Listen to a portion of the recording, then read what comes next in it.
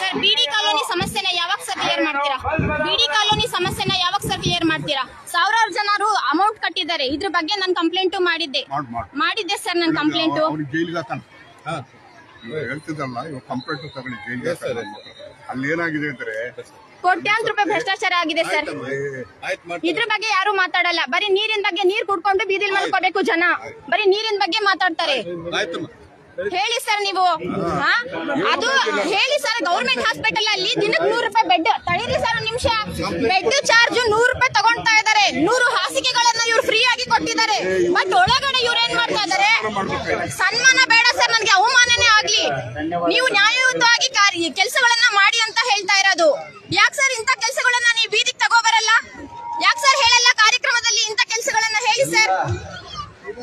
ಶಾಲೆಯ ವಿದ್ಯಾರ್ಥಿಗಳಿಗೆ ಶಿಕ್ಷಕರಿಗೆ ಮಾತಾಡಿ ಸರ್. ಹಂಗೆ ಹೋಗ್ತಿರಲ್ಲ ಸರ್. ಇದ್ರ ಬಗ್ಗೆ ಜನಕ್ಕೆ ಹೇಳಿ ಸರ್. ನೀವು ಹೇಳಿ ಸರ್ ಇದ್ರ ಬಗ್ಗೆ. ನೀವು ಉನ್ನತ ಮಟ್ಟದ ಅಧಿಕಾರಿಗಳಿಗೆ ಆರೋಗ್ಯ ಕ್ಷೇತ್ರದಲ್ಲಿ 100 ರೂಪಾಯಿ ಬೆಡ್ ಚಾರ್ಜ್ ತಗೊಳ್ತಾ ಇದ್ದಾರೆ. ಡಿಸ್ಚಾರ್ಜ್ ಗೆ 1000 ರೂಪಾಯಿ ಬಿಲ್ ಹಾಕ್ತಾ ಇದ್ದಾರೆ.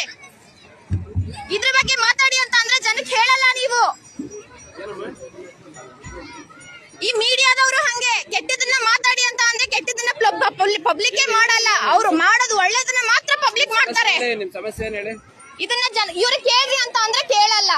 ನಾವ್ ಹಿಂಗೆ ಇರ್ತೀವಿ. ಬಿಡಿ ಕಾಲೋನಿಲಿ ಕೋಟ್ಯಾಂತರ ರೂಪಾಯಿ ಭ್ರಷ್ಟಾಚಾರ ಆಗಿದೆ. ಜನ ಅಲ್ದಾಡ್ತಾ ಇದಾರೆ. ನ್ಯಾಯ ಕೊಡ್ಸಿ ಅಂತ ಹೇಳ್ಬಿಟ್ಟು ತಲೆನೇ ಕೆಡಿಸ್ಕೊಳ್ತಾ ಇಲ್ಲ. ಹಂಗೋಗ್ತಾ ಇದಾರೆ. ವೋಟ್ ಹಾಕಿದ್ದು ನಾವು.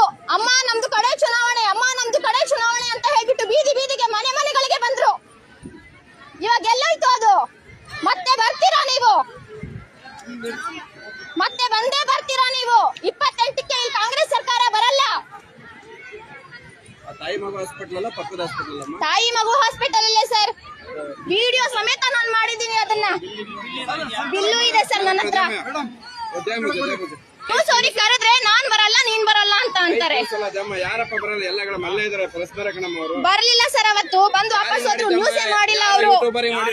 ಶ್ರೀ ಟಿವಿ ಅವ್ರಿಗೆ ಮಾಡಿದೀನಿ. ಅವ್ನು 24 ಹರ್ಷದವನಿಗೆ ಮಾಡಿದೀನಿ. ಯಾರು ಬಂದಿಲ್ಲ ಅವರು.